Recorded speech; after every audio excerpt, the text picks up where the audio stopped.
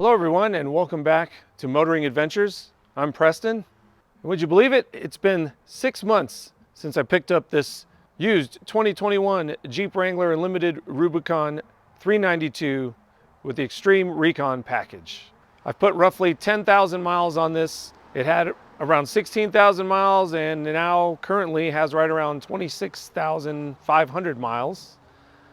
And I just wanted to go over what these last 6 months and 10,000 miles of ownership have been like with the Rubicon 392. I feel like we've definitely put it through its paces these last 6 months. We've done everything from tow with it, off-road with it, long distance trips, in-town driving, just about anything you could think of. We've taken its doors off, we've loaded it up with gear. I've installed a few of my personal items in here, my radio mounts, my ham radio. It made installing. There's a lot more I have planned for it, but for now, it's pretty much a stock 392 XR. And so far, it's been just overall very positive, actually extremely positive. In fact, that's an understatement. If you've seen any of my videos on this channel for any sort of period of time, you can probably tell I don't really hang on to vehicles much. I originally started out liking cars, fast cars, performance vehicles. Better shift that time. But around 16 years ago, I discovered the world of off-roading. Got my first Jeep and I've gone into kind of the Jeep or off-roading adventure lifestyle as well. So this vehicle, this Rubicon 392, to me is the ultimate vehicle. It is the ultimate vehicle for somebody that has my needs, wants, and desires in a vehicle and wants to live that type of lifestyle, an outdoor off-road enthusiast lifestyle. This thing is just perfect. It has all the elements of the fast muscle car, such as the Mustang GT or a Dodge Challenger or the Chevrolet Camaro, but then it also has all the capabilities of a Jeep. So what I like to do is I've come up with a list of 5 pros and 5 cons of the Rubicon 392. I'm going to start off by reading the pros. The number one pro of this vehicle is its engine. The 6.4 liter Hemi V8 engine with 470 horsepower, 470 pound-feet of torque truly is what makes this automobile. I mean, it is why you spend the extra money just to have this engine. It's its namesake, the 392. That's a displacement of the 6.4 liter engine. But this engine is just so phenomenal. It's amazing what a difference an engine in a vehicle can make, especially a more powerful, naturally aspirated, large displacement engine such as the 392 is. It feels like the Jeep it was meant to be. It feels, this is the engine that all Jeep Wrangler Unlimited Rubicons or non-Rubicons as well should have. It's just so, it just makes the vehicle. It's an amazing engine. It's tried and true, it's reliable. And the number one thing about that I think that it brings to this, not only its power, but the sound. Like, they did not hold back when they made this vehicle. I think they wanted to really show off the sound of the 6.4 liter Hemi in this so much, but they wanted to also give it a way that it could be quieted down, because not everyone's gonna want it as loud as they gave it. And so they put a system in there, where a baffle in the exhaust where you can toggle it on and off, or it has a valve that opens and closes to allow more sound and less sound. And that's actually a really neat feature, and I've found it more handy than I thought I would find it. If it were me, I would just have it on the loud mode all the time. In fact, I have thought about or looked into other exhausts that you can get for this that I think will have that on all the time. But there are certain instances, like early in the morning. The only thing is when it starts up, it starts off the first few seconds it's open, whether or not you have it open or not, then it shuts it off.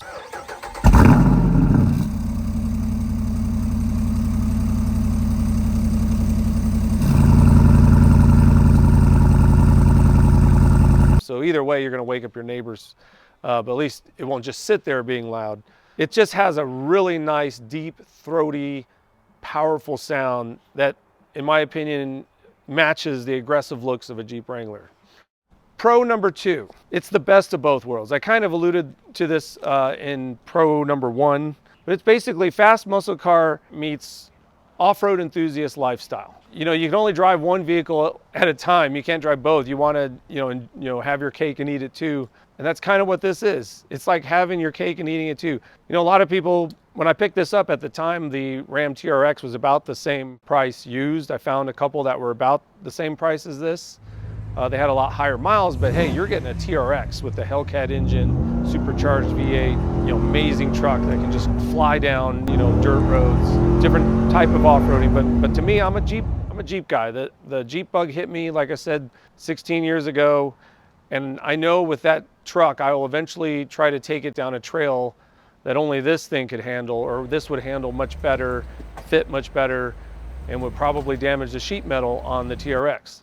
I know this because I've gone back and forth, swapping vehicles, going from trucks to cars to Jeeps, back to trucks. I know what I end up liking and wanting every time, so I think I'm kind of fine-tuning what I want in a vehicle, and it's all culminated in the Jeep Wrangler Rubicon 392. Pro number 3, extreme off-road capability, and that comes from, it's a Rubicon, which comes with front and rear locking differentials, an electronic sway bar disconnect, usually a 4-to-1 transfer case, but with the 392s, they only put in a 272-to-1 transfer case. I guess they think, well, you already have all that power and torque. Why do we need to reduce the gearing even more? And normally it has 373 gears, but this has an added off-road package on it called the Xtreme Recon package, or XR for short. And that adds 35-inch tires. They're actually 317/70/17s, which are about 34.5. All-terrain tires, BF Goodrich. And it adds, it's supposed to be a little bit higher, but I'm not so sure. I think the 392s are already about an inch or inch and a half higher than a regular Rubicon, and I think they just slap those on. I'm not exactly sure if there's difference in the spring height, but it comes with that. And you get with the Xtreme Recon package, which you can get on any Jeep Wrangler Rubicon. It doesn't have to be the 392. It comes with 456 gears, which to me was huge because I know that even with 373 gears with the smaller tires, if I get bigger tires, I'm going to notice the loss in power and the worse gas mileage, which I'm not too worried about. I know what I'm getting into with this type of vehicle and the gas mileage it'll get. But if I ever feel like there's an inkling I'm going to re-gear, it's nice that it already has 456s, because then that's just reduced even more. And I'm only really planning to move up to 37s in the future, which isn't that much bigger than these as it is. So I'm really thinking I may not have to re-gear, may not feel the need to re-gear, especially with all this power, all this torque. Also, I forgot to mention, with that package, you get these beadlock capable wheels and tires, or beadlock capable wheels. It comes with a cosmetic ring around them, but if you can get an actual beadlock ring, and these are actually functional when you have that ring. When you don't, it does have the cosmetic ring around it, but it's kind of nice. I found that it actually helps protect the actual face of the rim, because it does stick out just a little bit, and it gets scratched and scuffed up, but you can replace those rings. It's going to cost you a little bit, but it's not permanently scratching your actual wheel. And it protects, the way it's designed, the valve stem is kind of embedded in there and protected by that ring. So you worry less about, ripping your valve stem or breaking it, and really helps enhance its off-road capability. And another thing that helps this thing's off-road capability that's not with the part of the 35-inch Xtreme Recon tire package is one thing I mentioned before, the Hydro Guide.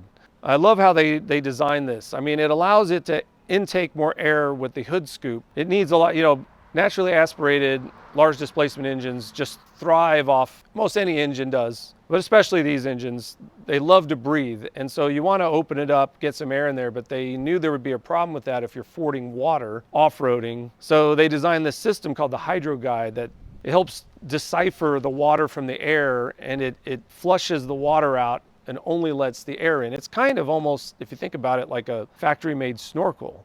I mean, no, you can't go into water that goes up to your windshield, but you can tell that it's definitely made to go into water, at least water coming in through the hood scoop. because it'll forward that out. And I think you do need to have some forward momentum. That way you're kind of producing a wake in an area where water isn't just sitting up at the intake manifold. You know, that's a really ingenious thing they came up with, in my opinion. I think it really adds to having the Rubicon 392 and just making you feel, you know, confident having this Jeep with that engine in it, that they've worked out the kinks and that they've thought about, you know, what this vehicle is used for, even though you have that big engine. Okay, sorry guys, getting pretty long-winded here. Just got a lot to talk about with this Rubicon 392. Anyway, on to pro number 4. This thing is a good daily driver for being a Jeep. Now I say that because most Jeeps, especially in the past, have never been known to ride really well. Like they ride kind of rough with a stiff suspension.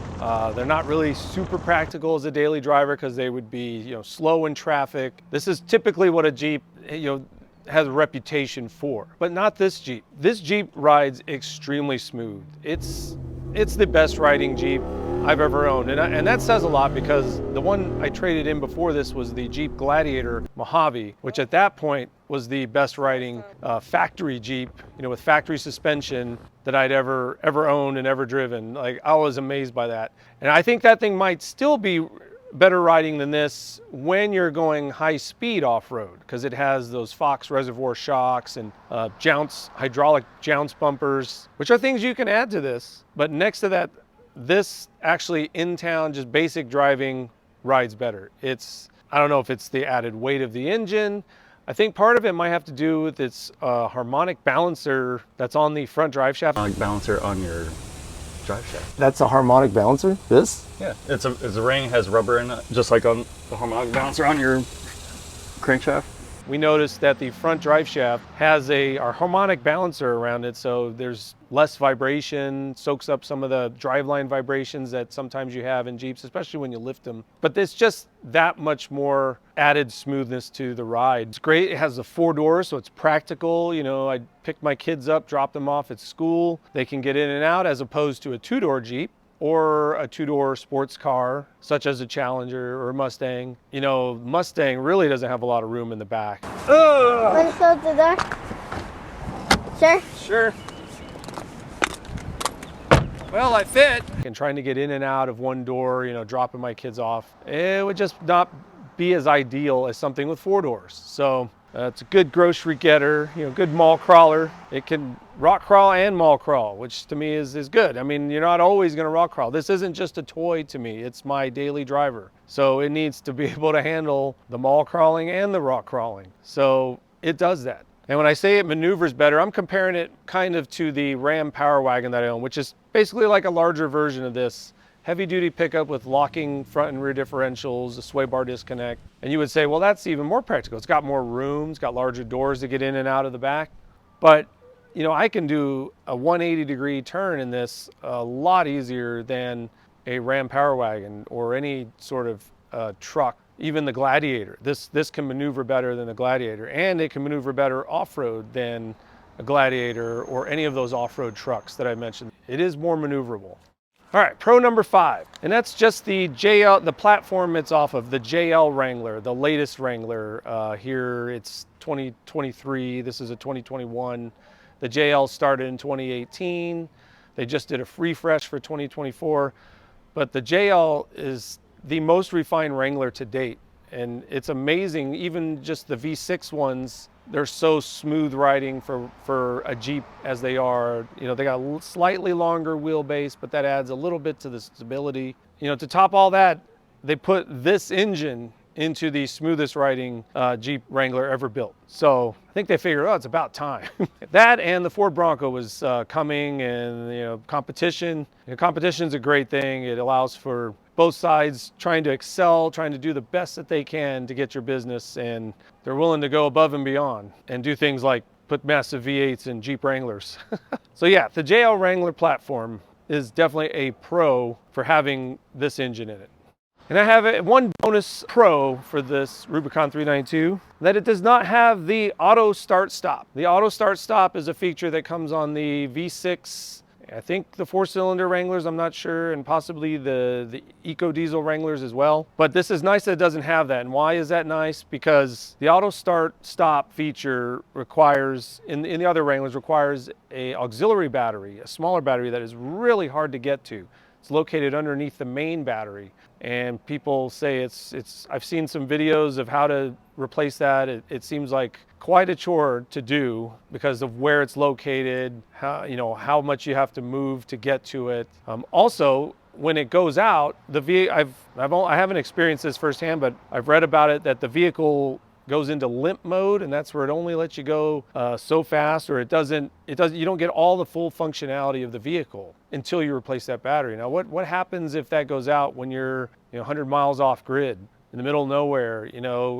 Hope you have a spare auxiliary battery hanging around. It's funny that they made so many systems rely off having that, but the Rubicon 392 does not have that feature. It has cylinder deactivation, which is another thing. That's one of my cons I'll get into here in just a bit. But I am really glad it doesn't have that because I don't have to worry about that. Now, there might be other things you have to worry about with this, but that's not one of them.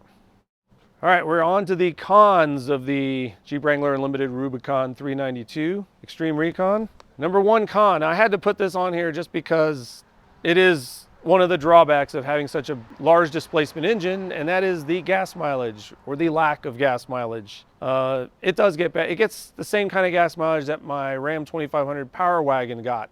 I'm seeing roughly around 12 miles per gallon overall. On a good day, if you go on the highway, you might get 14 or 15.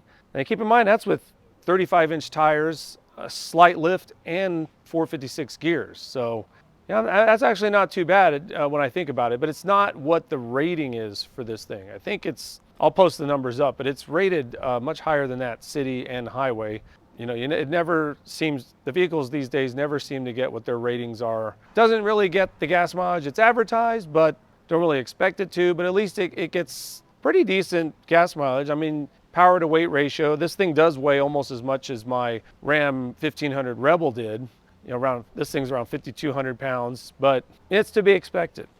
All right, con number two, the softness of the suspension, of this Xtreme Recon suspension. I think it does give it a nice plush ride, but it's a little bit too soft. I mean, when we load this thing down, when I've towed with it, the back really sags down. Now, I understand it's an off-road suspension. It's gonna do that some, but I don't think it has to do it as much. I think, and I've experienced this in the past with other Jeeps that I've loaded down. I've gotten heavier duty springs to help remedy that, and they did great. Definitely helped. I think I'll definitely be looking into, when I get a lift for this, look into one that has heavy duty springs to help accommodate the weight. Number three con is it has this slight hesitation when you accelerate, if you accelerate on a roll. Now, what I mean by roll is, you slow down about 3-4 miles per hour and then you go again. It has just like maybe a half-second delay from when you push the pedal and when it actually kicks in and starts moving. And a little bit annoying, not really that big a deal, but it is a con. It is something that you want instant power. Now, when you come to a complete stop or you do a launch, it gives you power right away, like that. Con number four, and that is there's a rattle noise from the adaptive cruise control apparatus that sits right behind the rear view mirror in my Jeep.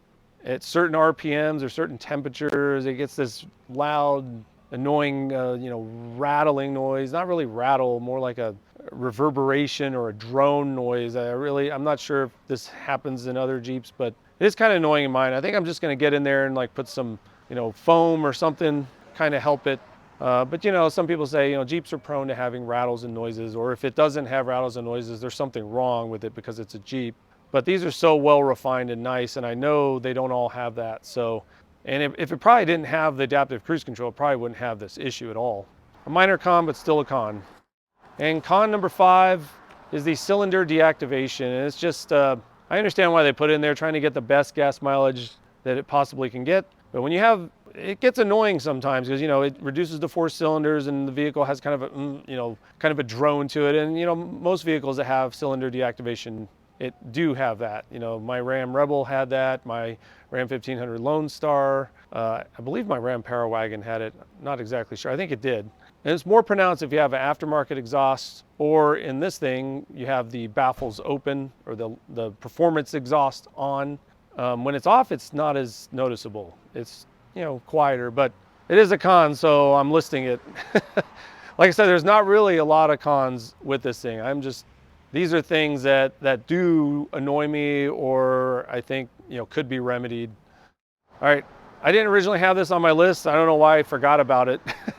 Because I've kind of remedied them, I hope. And that is con number 6 is the issues that people have been having with the transfer case and even the differentials coming low with low fluid from the factory.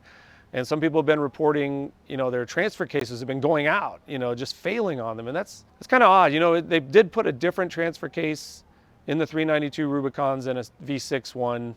You know, it has a different ratio. And it has a full-time, you know, 4-wheel drive auto, kind of like an all-wheel drive when it's in 4 high. It has 4 high like a regular 4-wheel drive Rubicon 4 high. But this has a feature where it's mostly giving power to one axle until that slips and then it transfers it.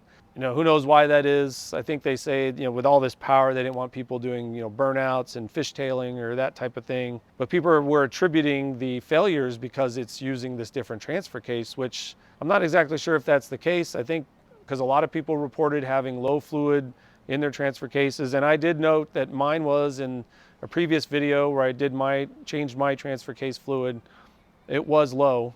I'm not sure exactly if that's the case or that's the reason why some people have been having failures in theirs, but I went ahead and changed mine, filled it up as much as I could just to, you know, for added peace of mind. At least I know I visually inspected it and know it has the proper fluid in there and the proper amount. And I did the same on the differential fluids. I mean, time will tell if that maybe remedied it, or maybe I just don't have a defective transfer case. But I would add that as a con. I mean, that's a major concern and something that a lot of people are seeing, even if it's because of low fluid. I mean, that's low quality control at the factory and something that, you know, as an owner of a new vehicle, you shouldn't have to worry about. I mean, you do get the warranty and they are replacing them under warranty, but it's just, you know, the peace of mind of knowing it's not going to break down on you, especially if you're out in the middle of nowhere doing, you know, using a Jeep for what a Jeep is made for. Lastly, my previous bonus before I just thought about that previous con is that the oil is extremely expensive for this. It uses a special, or at least it's recommended in the manual, to use this Pennzoil Ultra Platinum Synthetic 0W40 weight motor oil with a specific material spec. And for whatever reason, this particular oil, you know, is really expensive. When you go to just like a O'Reilly's Auto Parts or something similar, it's, you know, like $14, $15 a quart. And now I've found it on Amazon for as low as like $8 or $9 a quart, which is okay. But, you know, still, it's not as cheap as, you know, off the shelf. Even 0W20, like Mobil 1 synthetic, I can, you know, find at Walmart or Costco for a lot less than that. You know, you can get them like $6 or $7 a quart. So the more, and I like to kind of stick to what is recommended. You know, I want this vehicle to last. I wanted the longevity of it to last, or at least last on my watch. You know, I'll pay a little bit extra if I know that it's going to keep this thing going. But it's still, to me, that's still a con. You know, they should, I don't know how you would remedy that, but just something rare about that motor oil. Or maybe, does it really need that spec? How beneficial is it? How beneficial is it not to use that, or just use some regular ZLW40 or try 0W20? I don't know. Have you put different motor oil in your Rubicon 392? Chime in and let us know what your experience was like. Well, I think I've rambled on long enough here. That's going to wrap it up for this episode. That is my 6-month, 10,000 mile review of the 2021 Jeep Wrangler Unlimited Rubicon 392 XR. It has, so far, this has been, there's a squirrel.